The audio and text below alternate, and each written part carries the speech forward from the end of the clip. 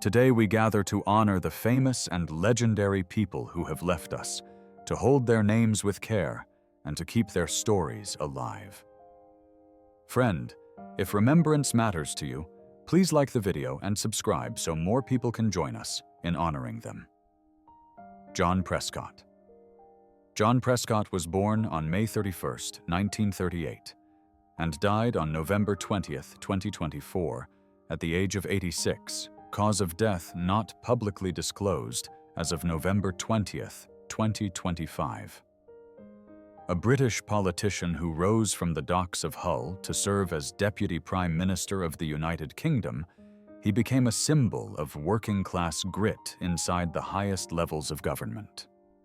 The son of a railway signalman, he left school early, went to sea in the Merchant Navy, then fought his way into university and parliament, bringing the language of ordinary people into long, formal debates. Prescott married Pauline Tilston in 1961, and by public accounts, their partnership stayed steady through decades of scrutiny, gaffes, and political storms. His time in office saw both achievements and controversies, including clashes over transport, Europe, and internal party battles, yet he remained unapologetically blunt in style. After his death in England, tributes from across the political spectrum recalled a man who refused to forget his roots. His enduring lesson is that institutions can bend, at least a little, when someone inside insists on speaking with the rough edges intact. Jodi Rell. Jodi Rell was born on June 16, 1946, and died on November 20, 2024, at the age of 78, cause of death not publicly disclosed as of November 20, 2025. An American public servant who became the 87th governor of Connecticut. She stepped into the office at a moment of scandal and fatigue and tried to restore a sense of steadiness and trust. Raised in Norfolk, Virginia, she moved to Connecticut as a young woman, married Lou Rell, and balanced family life with a growing commitment to local and state politics. Her early years in public office included service in the state legislature and as lieutenant governor, where she earned a reputation as calm, detail-minded, and more interested in budgets than headlines. When she became governor in 2004, following the resignation of John Rowland, she focused on ethics reforms, transportation, and education funding, and her low-key style contrasted with the turmoil that had preceded her. Colleagues often noted the quiet respect between Jodi and Lou, who was frequently at her side at public events. After her death in Bridgeport, Connecticut, tributes from citizens and officials alike remembered her as a reluctant celebrity who saw the role as a duty more than a stage, leaving a model of measured leadership in turbulent times. Andy Paley. Andy Paley was born on November 1, 1951, and died on November 20, 2024, at the age of 73, after a brief but fierce battle with throat cancer. A gifted American songwriter, producer, and multi-instrumentalist, he left a deep mark on popular music, from power pop stages to film scores and beloved animation. Raised in upstate New York in a musical family, he formed the Paley brothers with his brother Jonathan, then moved into studio work that paired him with Brian Wilson, Jerry Lee Lewis, and many others. In later years, he married writer Heather Christ, and together they built a life in Vermont with their twin sons, remembered by friends as warm and close-knit.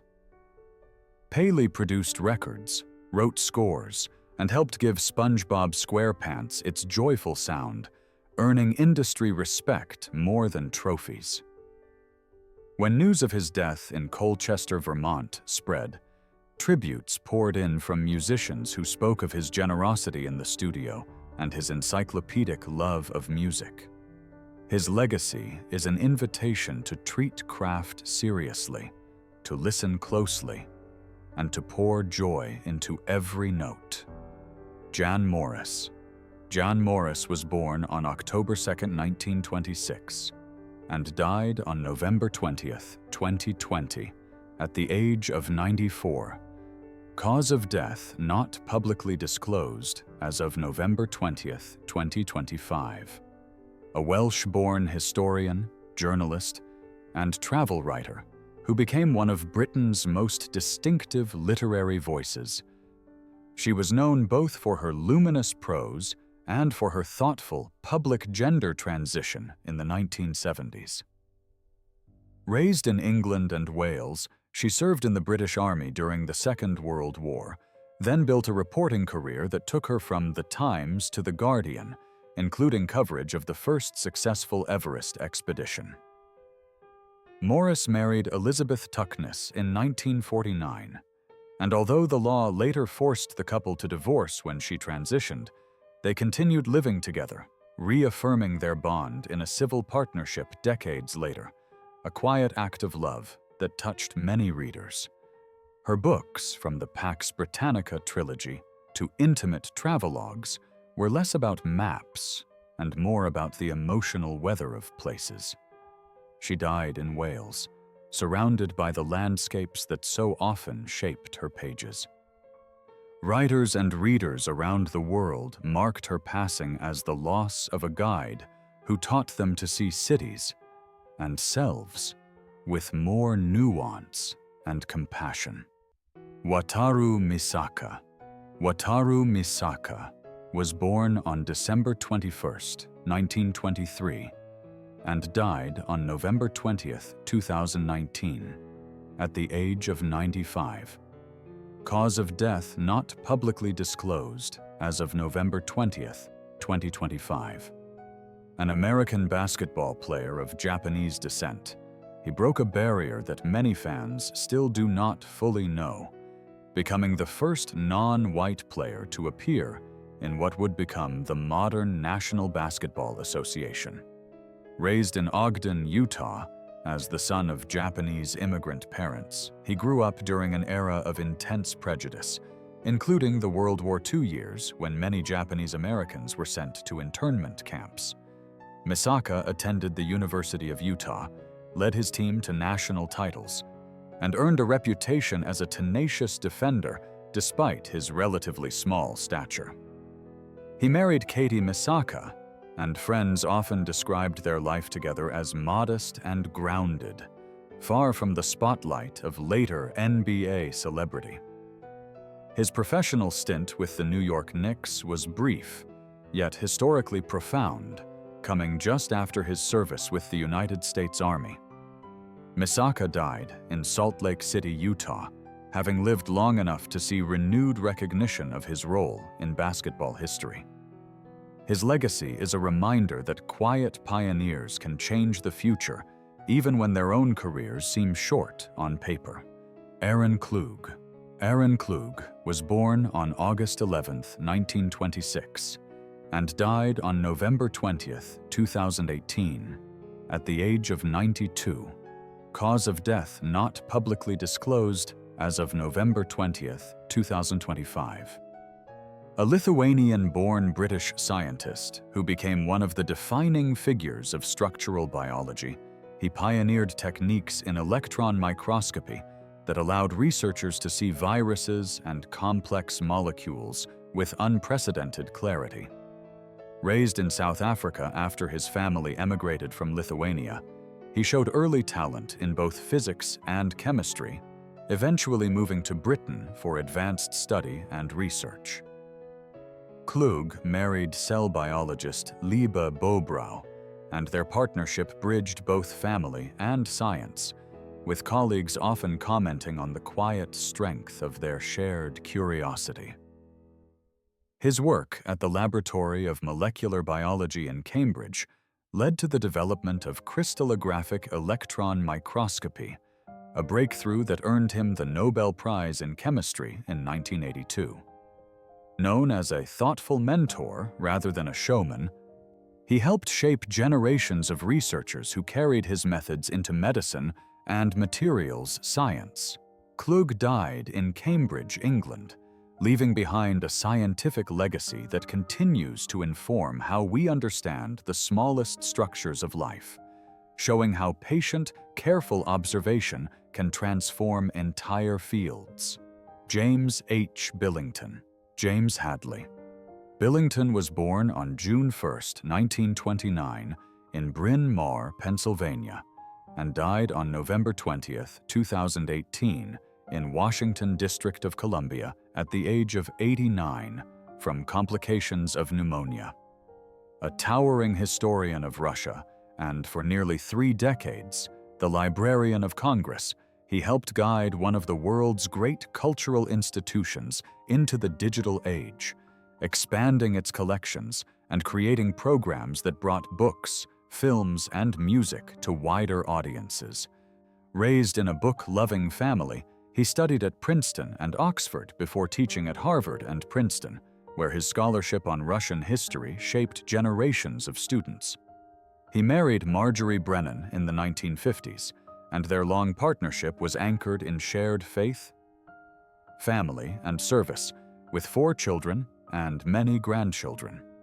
As Librarian of Congress, he launched initiatives like American Memory and the National Book Festival, while also facing criticism from some staff for a leadership style many viewed as old-fashioned. After his death, tributes from authors, librarians, and scholars remembered a man who believed deeply that preserving knowledge and making it accessible could strengthen democracy, leaving a model of public service grounded in curiosity, history, and care for the written word. Jean Guarilia. Eugene Michell.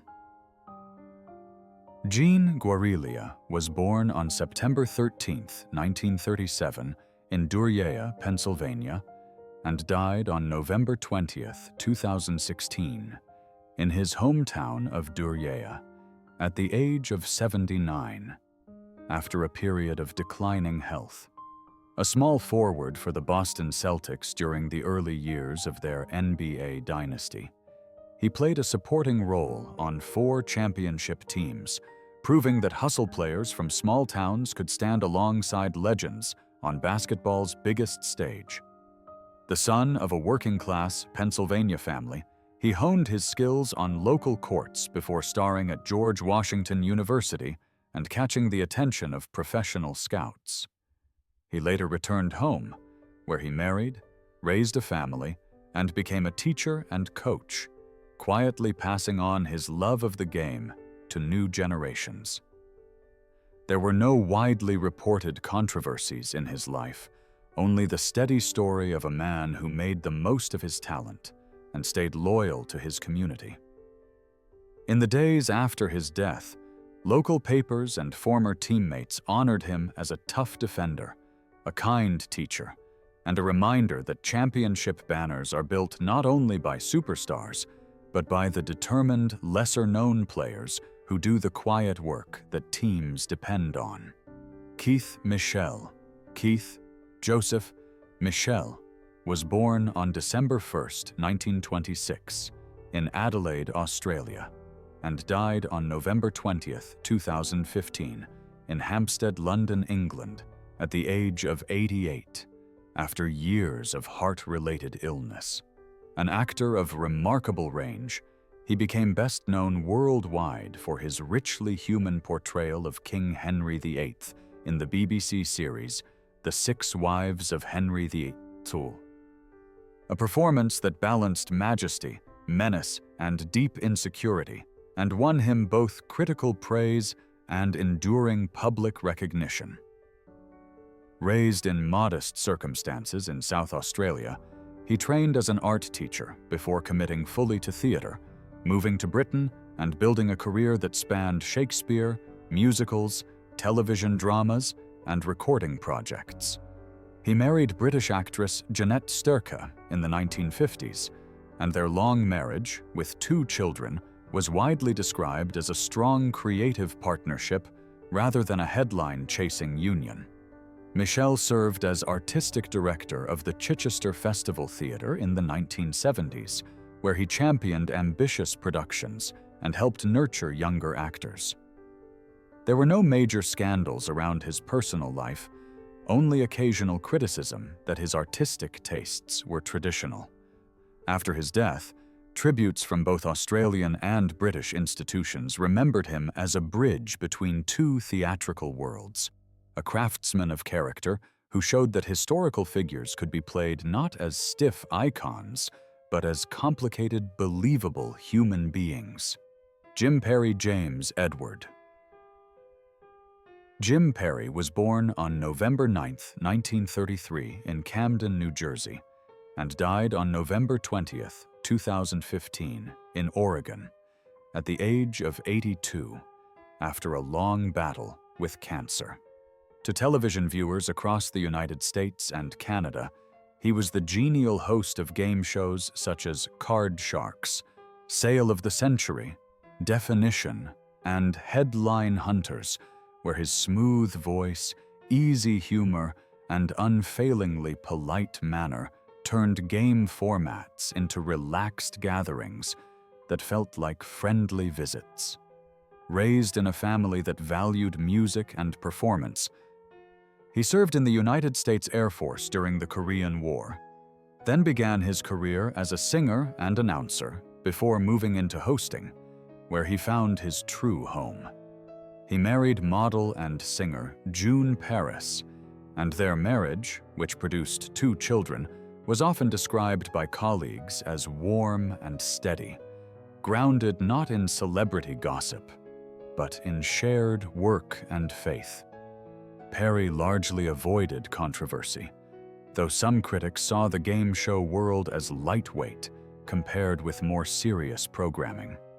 A criticism he answered simply by focusing on professionalism and kindness.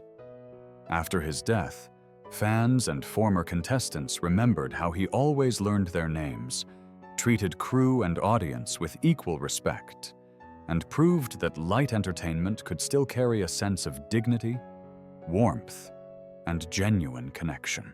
Sylvia Browne, Sylvia Celeste.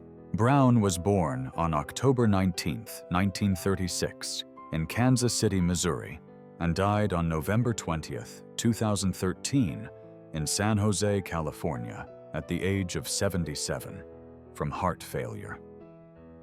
For decades, she was one of the most visible self-described psychics in North America, a frequent guest on The Montel Williams Show, and author of many best-selling books about spirits, angels, and life after death, drawing a devoted audience of people seeking comfort and answers about the unseen.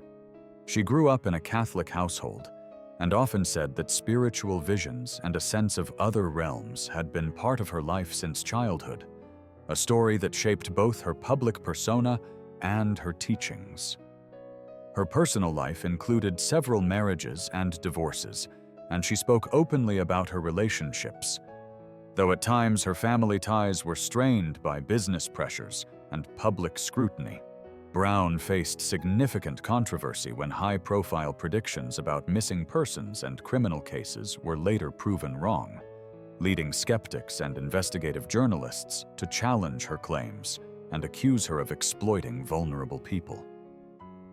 Even so, many followers defended her, saying that her books and readings gave them hope and a language for their own spiritual experiences. After her death, reactions were divided, yet her long career remains a powerful example of how questions about faith, grief, and the afterlife can move millions of people for good and for harm, and how important it is to approach such claims with both empathy and critical thought. Pete La Roca. Peter. Pete La Roca Sims was born on April 7, 1938, in Harlem, New York, and died on November 20, 2012, in New York City, at the age of 74, from lung cancer. A vital drummer in the post-bop era of jazz, he played with giants such as John Coltrane, Sonny Rollins, Jackie McLean, and Freddie Hubbard. bringing a supple, singing approach to the drum kit that made him a favorite among musicians even when he was less known to the general public. Raised in a musically inclined family, he first studied classical percussion before immersing himself in the jazz clubs of New York, where his quick ears and imaginative time feel made him an in-demand sideman on some of the most adventurous recordings of the 1950s and 1960s. He married and later balanced family responsibilities with the uncertain economics of jazz, eventually leaving the music scene for a time to work as a lawyer and taxi driver. A shift that surprised many, but spoke to his need for stability. There were no widely reported scandals in his life, though he did publicly challenge record label practices when he felt his work was miscredited. A reminder of how often jazz artists had to fight for recognition. In his later years, he returned to performing and recording, and after his death, fans, fellow musicians, and critics celebrated his melodic cymbal work, his conversational interplay with soloists, and the way he proved that even players who step out of the spotlight for a time can leave a deep and lasting mark on the music they love. Shelagh Delaney, Sheila Mary, Shelagh Delaney was born on November 25, 1938, in Broughton, Salford, Lancashire, England, and died on November 20, 2011, in Suffolk, England, at the age of 72, from breast cancer and heart failure. A groundbreaking playwright and screenwriter, she wrote A Taste of Honey as a teenager, capturing the lives, humor, and struggles of working-class people in northern England with a voice that felt raw, honest, and completely new to British theatre audiences. The daughter of an Irish-born bus inspector and a Salford-born mother, she grew up in a close-knit, politically aware family, failed the 11+ exam, and carried the experience of class barriers into her writing, where she gave fuller lives to characters often treated as stereotypes. Delaney never married, but had a daughter, Charlotte, and spoke of balancing writing with motherhood and the demands of making a living, often preferring privacy to the celebrity that early fame offered.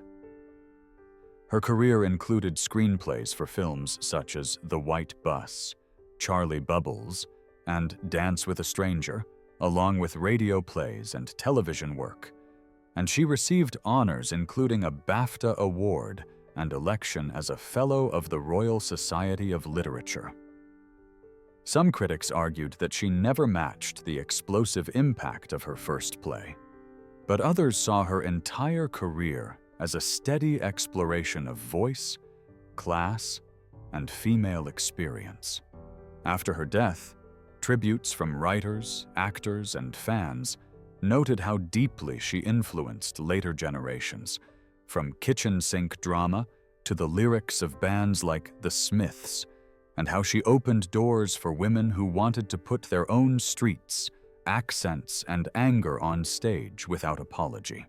Robert Bernard Altman was born on February 20, 1925, in Kansas City, Missouri, and died on November 20, 2006, in Los Angeles, California, at the age of 81, from complications following cancer treatment.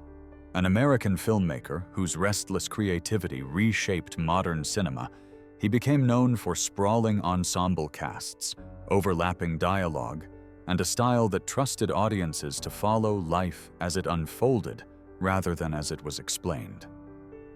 Raised in a Catholic household, he was the son of Bernard and Helen Altman, and showed early curiosity about machines, sound, and stories, interests that pulled him first toward aviation and then toward filmmaking. His marriages, including his long partnership with Catherine Reed, were central to his personal stability, and friends often described their home as a gathering place for actors, writers, and musicians who loved the artistic chaos he encouraged. His career produced classics such as MASH, McCabe and Mrs. Miller, Nashville, and Gosford Park, the last of which earned him an Academy Award for Best Director nomination late in life. Although he occasionally clashed with studios over creative control, his reputation grew steadily, especially among younger directors who saw him as proof that free-form storytelling could succeed in a commercial industry. After his death, tributes from across the world remembered a quietly stubborn innovator who helped expand what American movies could sound like and feel like, leaving a legacy of curiosity, improvisation, and fearless experimentation. Mike Nichols, Michael Igor Peszkowski, known professionally as Mike Nichols, was born on November 6, 1931, in Berlin, Germany, and died on November 19, 2014, in Manhattan, New York, at the age of 83, from cardiac arrest.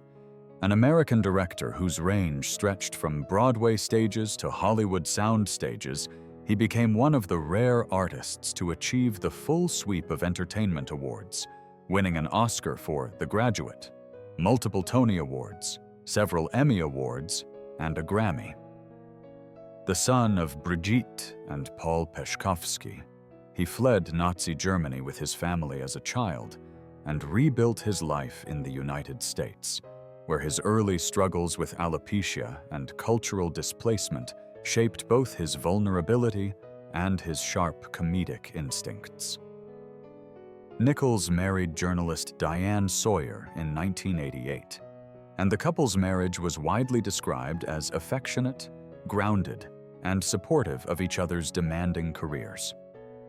His achievements included directing acclaimed films such as Who's Afraid of Virginia Woolf, Working Girl, Silkwood, and the HBO adaptation of Angels in America, which earned him additional Emmys. His reputation was not untouched by controversy, particularly regarding the intense pressures he sometimes placed on casts, though many actors later said that those pressures came from his deep belief in their potential. After his death, the theater and film communities honored him as a master of timing, character, and emotional honesty, a director who could make both comedy and tragedy feel unsettlingly human. Della Reese. Della Reese. Patricia Early, known worldwide as Della Reese, was born on July 6, 1931, in Detroit, Michigan, and died on November 19, 2017, in Encino, California, at the age of 86, following complications from diabetes.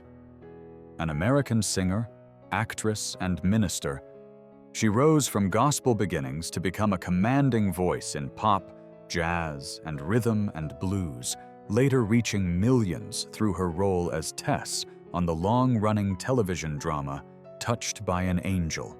Raised by Richard and Nellie Early, she began singing in church as a child and later toured with Mahalia Jackson, experiences that grounded her powerful vocal style and her lifelong interest in ministry. Her personal life included 4 marriages, the last and longest to Franklin Lett Jr., a partnership marked by mutual loyalty and shared work in entertainment and ministry.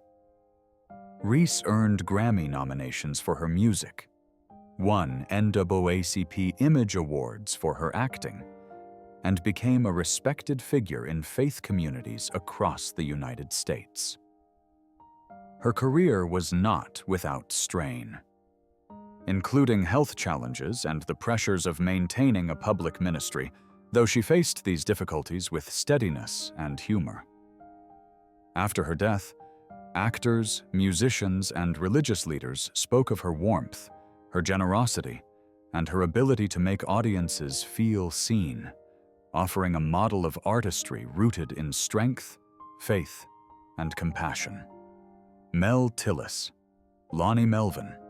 Tillis was born on August 8, 1932, in Tampa, Florida, and died on November 19, 2017, in Ocala, Florida, at the age of 85, from respiratory failure. An American country music singer, songwriter, and entertainer, he became known for both his smooth baritone and his candid public battle with stuttering, which he turned into a source of humor and connection rather than embarrassment. Raised in a working-class family that moved frequently across the South, he learned music early and began writing songs during his service in the United States Air Force, eventually penning hits recorded by artists such as Kenny Rogers, Bobby Bare, and Waylon Jennings. Tillis married and divorced Doris Tillis, with reports citing strains caused by the pressures of touring, though they remained committed to co-parenting their children, including singer Pam Tillis. His long career earned him induction into the Country Music Hall of Fame in 2007, recognition from the Nashville Songwriters Hall of Fame, and a National Medal of Arts.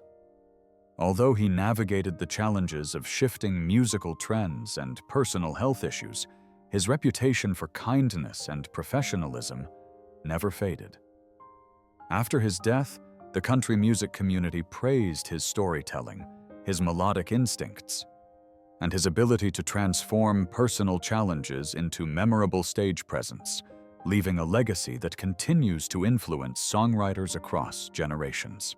Gwen Ifill, Gwendolyn L. Ifill, was born on September 29, 1955, in New York City, and died on November 14, 2016, in Washington District of Columbia, at the age of 61, from complications related to endometrial cancer. An American journalist of exceptional integrity, she became one of the most respected broadcasters of her time, co-anchoring PBS NewsHour, moderating presidential debates, and writing influential analyses of American politics. The daughter of a Panamanian-born minister and a Barbadian mother, she grew up in a family that prized education and service, moving frequently as her father led congregations across the country. Ifill never married, explaining in interviews that her demanding career left little room for long-term relationships, though she maintained deep connections with friends, colleagues, and the younger journalists she mentored.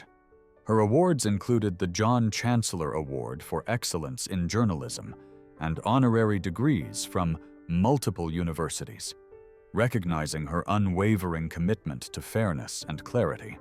Ifill faced occasional criticism from partisans who accused her of bias, though these claims rarely held up under scrutiny, as her professionalism earned admiration across the political spectrum.